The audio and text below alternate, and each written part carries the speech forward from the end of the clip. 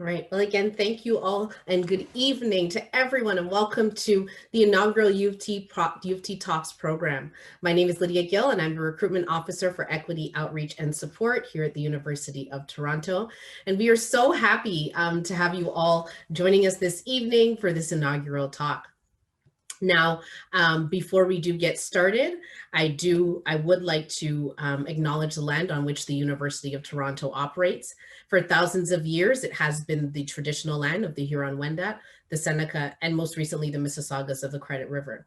Today, this is the meeting place and still home to many Indigenous people from across Turtle Island, and we are grateful to have the opportunity to work on this land.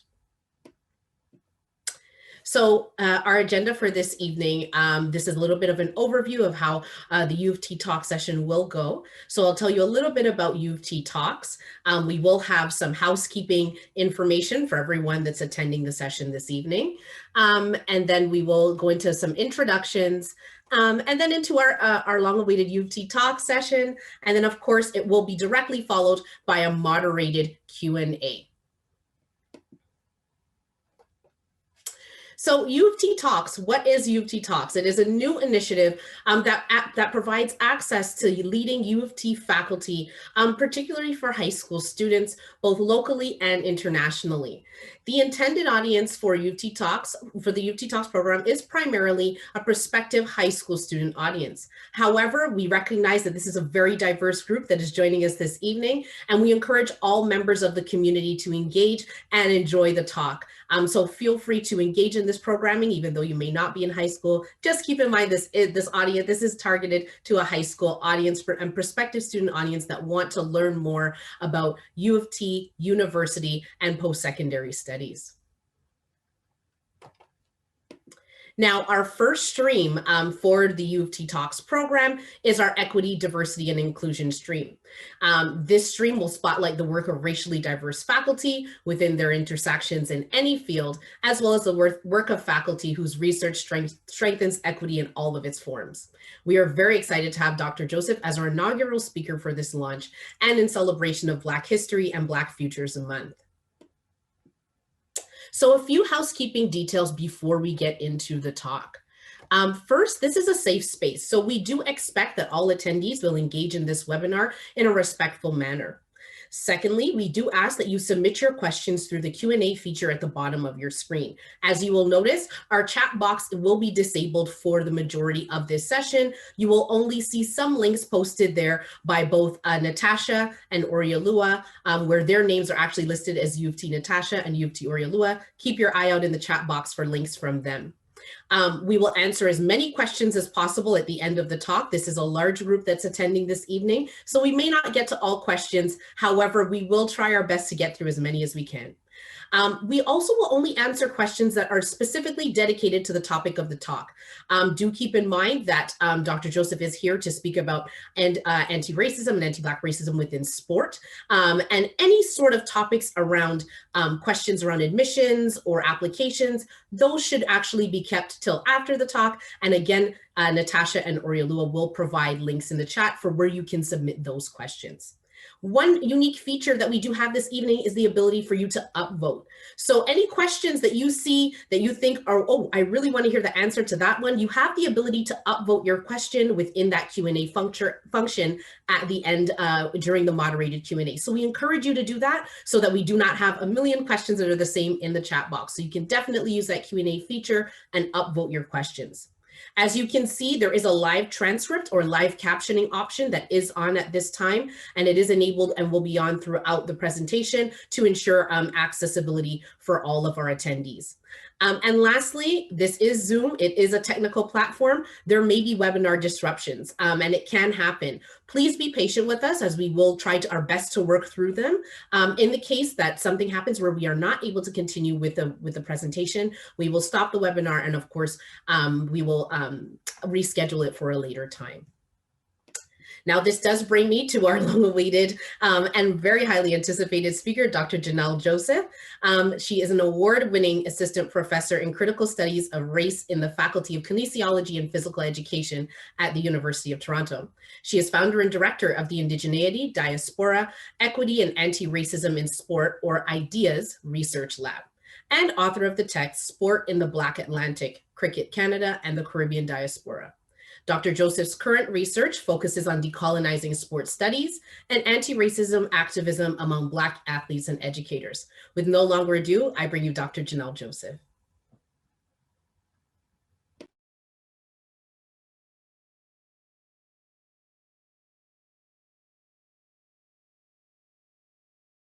Thank you so much for the introduction. I really appreciate the invitation to be here today and to share my research with you. I've titled my talk, The African Diaspora, Anti-Black Racism and Sport in Canada. If you see me looking off to the side, I've got double screens going here, and I really want to share with you my research that focuses on these three concepts: diaspora, racism, and sport. So what we'll talk about today are two main theories that have guided my research that's related to sport and the moving body. The first is this concept of the African diaspora. Sometimes this is also referred to as the Black diaspora, and I'll be sharing with you my research that is related to Afro-Brazilian or Afro-Caribbean Brazilian capoeira players. Capoeira is a Brazilian martial art that is played in Canada and is directly related to nationalism and multiculturalism here in Canada, but also there in Brazil and in the Caribbean. The second theoretical framework that has been central to my research is around anti-Black racism. So I'm going to share with you today what is anti-Black racist theory, and I'll share a little bit of the details of a project that I've just launched that focuses on anti-racism in Ontario University athletics.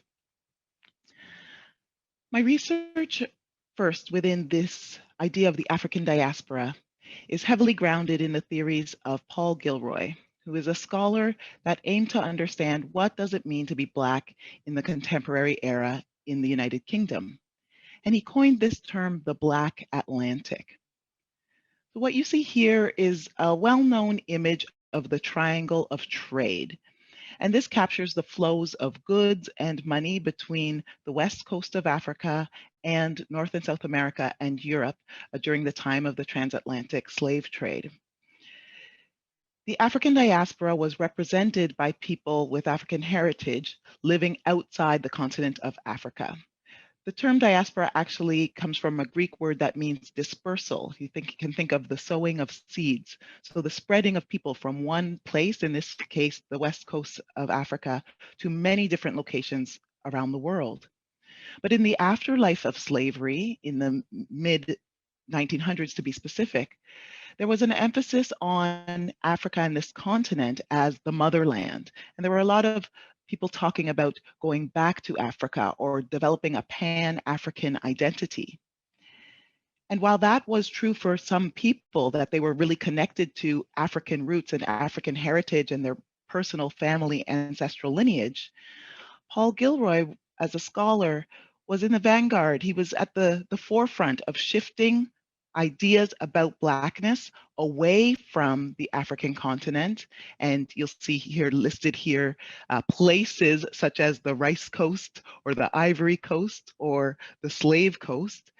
And he was focusing on not what's happening over there on the continent, but what is happening in three different places. He named England, the Caribbean, and the United States. And he called this the Black Atlantic. So when we think about these three places, the US and the UK more broadly than just England, and all of the islands and regions that constitute the Caribbean, what Gilroy was saying is that the African diaspora or the Black diaspora lives in these places and is constituted through flows between these places. People are moving, cultures are moving, music is moving. And so, you know, when he looked at Black culture in the UK or in England, there were a lot of reference to African-American athletes and musicians and celebrities, a lot of reference to Jamaican Rastafarianism and reggae musics. And so he was really trying to capture how does Blackness operate within these cross-border flows. What I've done with my research is extend this idea of the Black Atlantic a bit further north to Canada and also a bit further south to Brazil. I recognize that the ways that Blackness operates in Canada is related deeply to the historical legacies of slavery and ongoing, abiding racisms. And that means that these racisms are really persistent. But beyond that, some people have connections to the African continent and some don't. And some people have connections to the United States and the Caribbean and South America as well. And so I want to really capture all of those different flows of people throughout these regions that I've indicated here. I draw from University of Toronto scholars Alyssa Trotz and Ronaldo Walcott, as they have studied Blackness in Canada, and what they have found is that Blackness doesn't stay in Canada. It's always multinational African, Caribbean, and Black connections, and it's always what Gilroy called outer national. And so that means that we can only understand Black Canada through examining those long-standing histories. We know that people have been living here in Canada since the 1700s, Black people specifically, but also we want to enjoy, celebrate, and examine our connections with other Black spaces. And that includes the flows of people, cultures, media, religion, vernacular and musics, and of course, sport. Alyssa Trotz has pointed out that the cultural and people flows between Bridgetown, Guyana, which is in South America, New York in the United States, and Toronto, Canada, allow for the generation of identities in these three places. And so I've applied some of these ideas to sport. And what I'd like to share with you are some of my findings that are related to the African diaspora in the sport of capoeira. I really wish that we were in person and I could, ask for a show of hands who's familiar with capoeira, who has played this, what I think is a magical physical culture. But alas, I'll just continue and share with you that, this is an African tradition that connects distinct nation states and broad historical and contemporary diasporas. To understand sport in Canada, we need to get rid of the nation as an interpretive framework. That means that we can't only think of Brazil or of Canada or of Barbados or Jamaica, for example, in the Caribbean, but we might think of Barbadian or Jamaican Canadians who are playing a Brazilian sport here. So you see the flows of people and cultures is really important. And so rather than just focusing on sport in Canada, what I do is use the idea or the theory of African diaspora in order to understand things like multiculturalism and policing and pleasure and Black expressive cultures.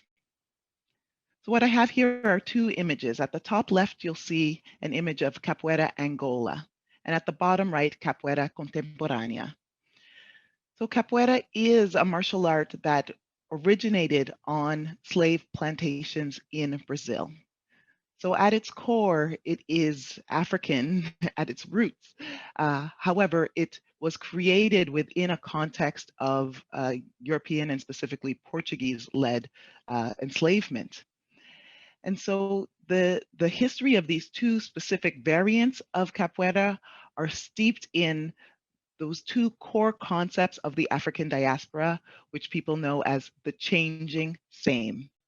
So there's the roots, R-O-O-T-S, the ancestry and heritage that comes from Africa. And then there's also the roots, R-O-U-T-E-S, that emphasizes the flows and the fact that capoeira could only be born in a place outside of Africa with European influences. So in the style that's depicted at the top, Capoeira Angola, players tend to move more slowly. They use the musical rhythms that are created by the people you see playing instruments to motivate them, and those rhythms are often slow. They always keep one hand on the ground.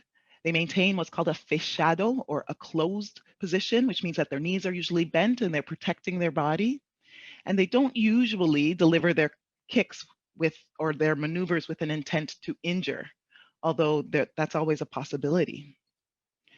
So within my research on Capoeira Angola, I'd like to share with you some qualitative or stories from my participants. Qualitative data such as this. Participant Sabia, who is an Afro-Brazilian Angola teacher, explains that Capoeira Angola's background is deeply rooted in candomblé, deeply rooted in Yoruba cosmology and Yoruba tradition and structure. He describes capoeira as a spiritual practice that cannot be separated from the Afro-Brazilian religion candomblé, which fuses African and Catholic spirituality.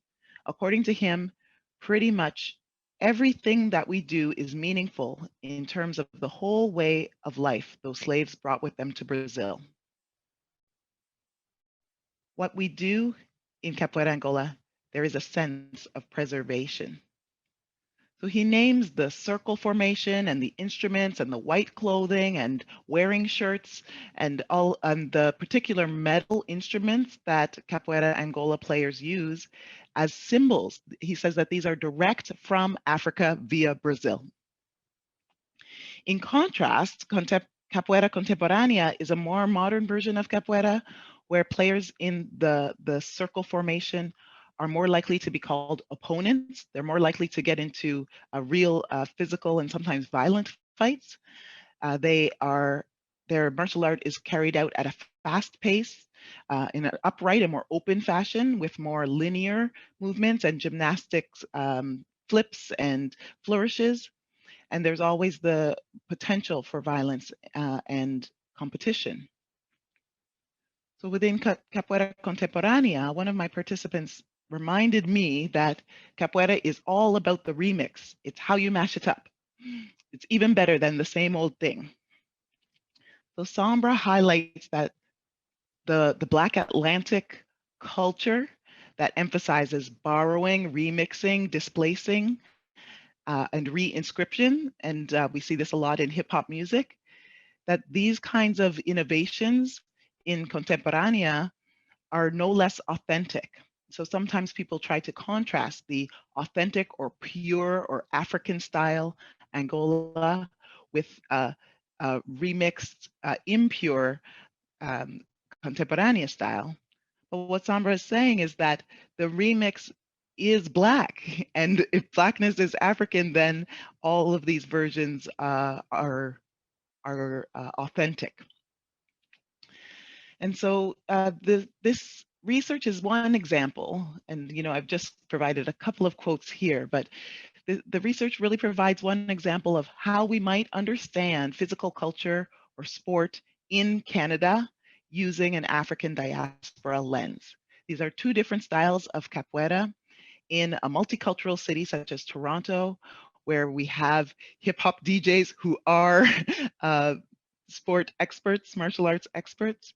And so I think this is an ideal means of demonstrating how African diasporas and Canadian nationalisms can be discussed, renewed, and performed. So I'll move to the second theoretical framework now, anti-Black racism, and share my research on the Ontario University Athletics. So I'd like to start just by giving you some of the background on, what does it mean to use anti-Black racism framework or theory.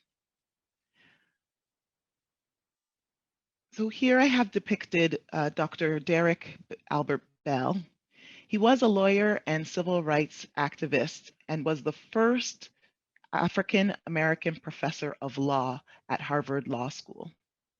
He was one of few Black lawyers that were working at the time at the US Justice Department, but he was also working for the National Association for the Advancement of Colored People. You might have heard of the NAACP.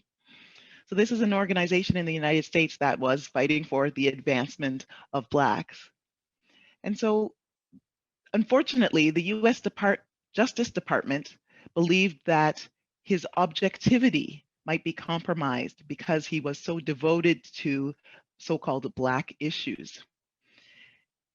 In response, Bell left the Justice Department rather than giving up his NAACP membership.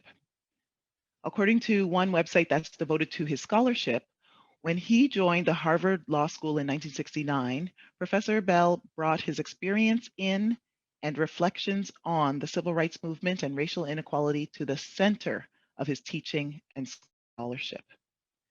And so, for example, education was one of the most important applications of his work. And in 1976, he controversially argued that in an article in the Yale Law Review, that the prevailing views about school desegregation were misguided. So you have to remember that in the United States, there was a time where they were following what were called Jim Crow laws, and schools and all institutions had to be separate for Blacks and whites. In the late 1960s, there were more and more efforts to integrate those schools, especially after the court case, Brown versus Board of Education in 1954. And so there were the efforts to integrate the schools, Dr. Bell found, were actually not serving their purpose. So he argued that things like desegregated busing was actually failing to improve the lives of Black children and were contrary to the wishes of many Black communities because they were interested in obtaining quality schools rather than integrated ones. There were some Black schools that were really flourishing that had excellent Black teachers, and the local people wanted to send their children to those schools. So this is one of the first applications of what he called a critical race theory. He said, you know what, instead of just politicians sitting in an office creating policies, what we need to do is listen to the voices and the stories of the people. If we're trying to make something more fair, we need to think about those people who are marginalized and listen to what it is that they have to say. In 1986, he staged a 5-day sit-in in his Harvard Law professor office to protest the school's failure to promote 2 professors on staff, both of whom worked on critical race theory. In 1990, there were still no African American women among the tenured faculty at Harvard Law School. And so Bell decided to protest this with an unpaid leave of absence. He could not stand the fact that this institution, an institution such as Harvard University that is supposed to be among the best in the world, that espouses fairness and equality and meritocracy, would also be excluding others. So this idea of meritocracy suggests that people are promoted, are included, are accepted based on their merit, based on what they have earned. But what he saw was that actually people who were very qualified were being excluded. And so he created what I'll call the second foundational premise of critical race theory, which is that we do not live in a liberal meritocracy. We might think of ourselves as colorblind or operating with a level playing field or being race neutral and fair. But all of these phrases about being colorblind or having a level playing field actually hide racial inequalities. And so these are phrases that must be challenged. Said in a different way, what Bell was naming is that there is a permanence of racism in our culture. And so we have to constantly be challenging racism wherever we see it. And in leaving Harvard, he really showed his ability to put his body and his livelihood on the line for this theoretical orientation, for this theory, because he says that critical race theory demands transformation and action. So this is another one of his principles. So it's not the kind of theory where we sit around and we sip our tea and we just talk about ideas. Critical race theory needs to be applied to instances where racism is present and aim to transform. The story of his many protests are detailed in a book called Confronting Authority. And that book opens with a passage from W.E.B. Du Bois. Before I share that passage, I want to introduce you to one of Dr. Bell's students, Dr. Crenshaw.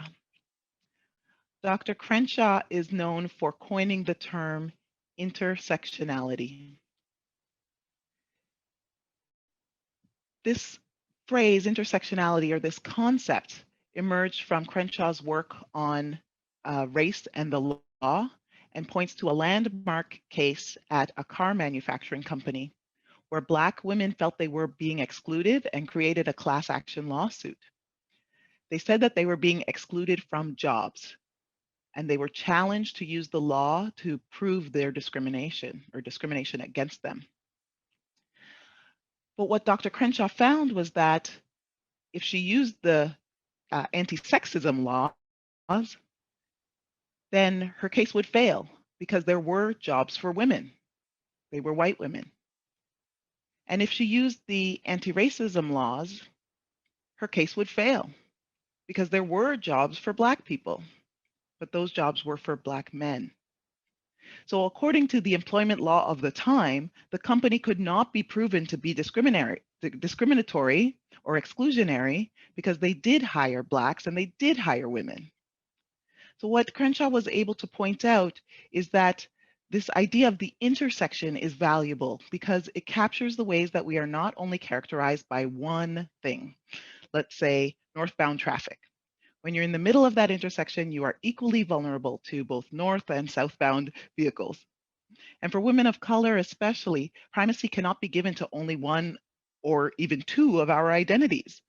We all have many different identities. And if you identify as Black and queer or and disabled or and gender non-binary, for example, you're going to have many different experiences due to systems of oppression. So what W.E.B. Du Bois said was, we must complain. When we observe this discrimination, we cannot sit idly by. We must complain with tense, plain, blunt complaint, ceaseless agitation, unfailing exposure of dishonesty and wrong. And this is the ancient, unerring way to liberty, and we must follow it.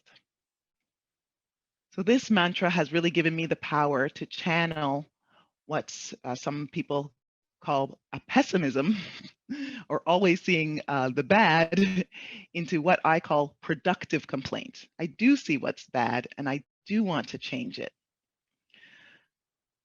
Many of our inclusion strategies in sports organizations focus on different kinds of people that we need to think about. Have we thought about what happens when someone comes in wearing a hijab? Have we thought about how we can recruit more Black athletes? Sometimes we even think about the Black athletes who wear hijabs, sometimes. But rarely do we take a really systemic approach to examine anti-Black racism throughout an organization. And this is what I'm doing with my OUA anti-racism project. So throughout the summer of 2020, it was a doozy of a summer, wasn't it? We were dealing with the coronavirus, and there was so much great anti-racist protest happening across the globe. But it was during this summer that the Black Canadian Coaches Association and Ontario University Athletics Black, Biracial, Indigenous Task Force really formalized the work that they had already been doing. Many Black coaches and Black administrators had been speaking up for years, trying to make change within the organization. And it was this past summer where we finally were able to generate the will of the people to move questions of anti-racism in Ontario University athletics. So we had a number of different town halls with over 400 participants. We gave presentations to the general meeting of the OUA and to different colleges and universities. And the OUA partnered with my Indigeneity, Diaspora, Equity, and Anti-Racism in Sport Ideas Lab to move from, the kinds of stories and what they call anecdotes that they had heard about racism in Ontario universities, to move from the anecdotes to really concrete systemic research that would give us data so that we could know, how many racialized coaches, athletes, and sport administrators are there? What are the experiences of racism? And what are the efforts at equity and inclusion, what are the best practices that are already working at some great universities, and what are recommendations that we could make so that the change could really be across the board? When we talk about Black athletes in sport, most people have this kind of an image within their mind. They're thinking of athletic success and champions. And I absolutely want to encourage that. We 100% need to celebrate what is good within our sports. But we also need to acknowledge things like this. So the Ontario University Athletics Black, Biracial, and Indigenous Task Force found that 11 out of 11 football teams in Ontario are coached by a white coach. And while this might not be surprising in some other sports, for example, maybe in swimming or in volleyball, I think at the very least, if we know that coaches emerge from former players and that there are a disproportionate number of Black players in the sport of football, basketball would be another example, and track and field, then at the very least, those sports should have a better representation than 0%. At the U Sports is the Canadian University Sports Organization, and the numbers are a little better, but we have 23 out of 27 teams coached by a white coach, 3 Black head coaches, and 1 who identifies otherwise. So we need to do better. This is my opportunity for complaint. We need to do better. And we know that there are limitations that are put on Black athletes, on Black coaches, on Black administrators. When I see numbers like this, my mind instantly goes to, what are the numbers of assistant coaches? What are the numbers of part-time coaches, junior coaches, especially those who identify as Black? And I'm imagining that there is a kind of glass ceiling that prevents them from achieving those head coach positions. We need to do better. So my research team has devised a project to collect data on the Ontario University athletics. We're running a questionnaire, focus groups, interviews, and an online discussion forum with athletes to capture their demographics and their stories. I'd like to share with you a quick video that my team has put together to advertise our project. Ontario University Athletics, in partnership with the University of Toronto's Indigeneity, Diaspora, Equity, and Anti-Racism in Sport Research Lab, is embarking on an anti-racism project to learn from your experiences in hopes of creating more welcoming environments. What does anti-racism look like to me in my sport? I think it begins with treating racism higher than the game of basketball. Recognize the power of amplifying your voice and how you can contribute to making spaces more equitable for all student athletes. When we talk about race and racism, we bring light to the experiences of the member of the minority group. We would love to have your support in order to continue to incite needed change in the OUA that will combat the racism that persists in the locker room, on campus, and in the community. There are 3 things you can do right now. Fill out a survey, share this video and get others to fill out the survey. Visit oua.ca for more details. Oops. Ontario University. Okay. So it's Black History Month in Canada, and I'm really excited to make history here at the University of Toronto with my research. I'm building on the strengths that we have across the university in many different disciplines where faculty are using anti-racism theory as well as African diaspora theory to do their work. And I really do feel like this is only the beginning.